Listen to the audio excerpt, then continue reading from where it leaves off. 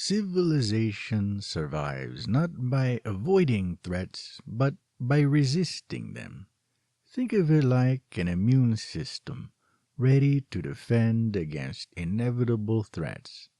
Collapse happens when the threat is ignored. ActFoE frames this immune system as four disciplined functions: detection, memory, tolerance, and escalation. Detection. Drift is the fever, the cough, the rash, the first sign of infection. Detection treats mismatch between action and evidence as a positive signal of drift, not noise. It flags deviations from validated baselines early, before compounding errors take hold. Detection is effective only when thresholds are defined and when signals are logged rather than rationalized away. Without detection, drift masquerades as momentum or innovation, allowing untested shortcuts to harden into norms. Feedback loops close, and collapse becomes invisible until acute. Works because it converts unease into actionable alerts. Without it, drift accumulates silently. With it, course corrections occur at low cost and errors are pruned before metastasis. Memory. Memory is the antibody. Think of it like precedent, case law, or institutional learning. Memory operationalizes lessons into reusable patterns, checklists, protocols, guardrails. Responses become faster, cheaper, and more consistent. Memory strengthens only when lessons are institutionalized and exceptions are documented rather than handled ad hoc.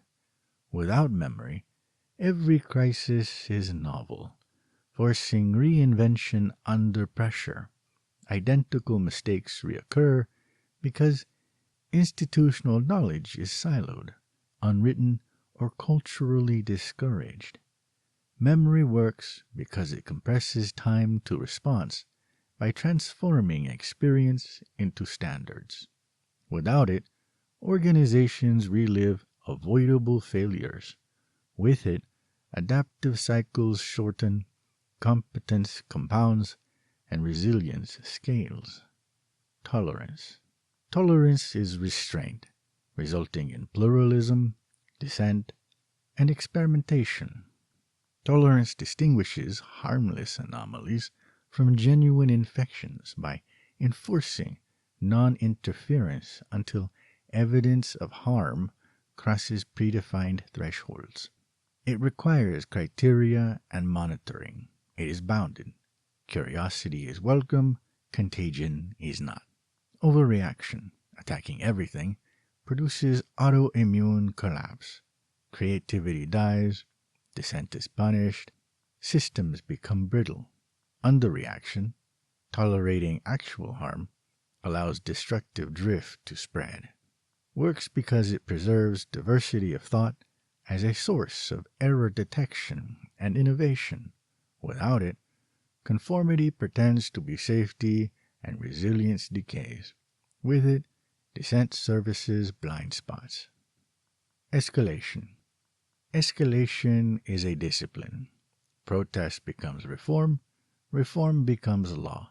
Escalation scales response in proportion to demonstrated risk, using staged commitments.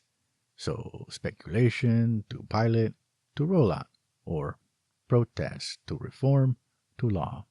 Escalation is corrective only when gates are evidence-based and rollback paths exist.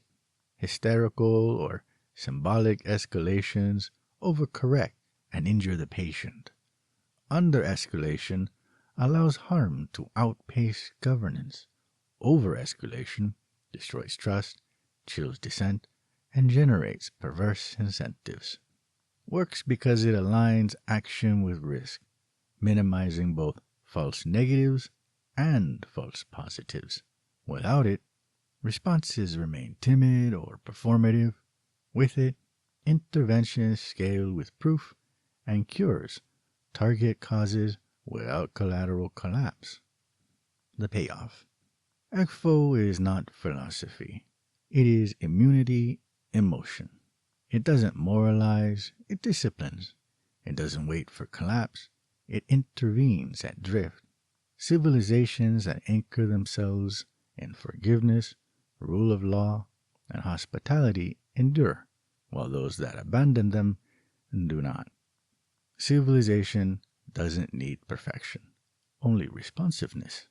A system that detects drift, remembers infections, tolerates harmless anomalies, and escalates proportionally can survive almost anything.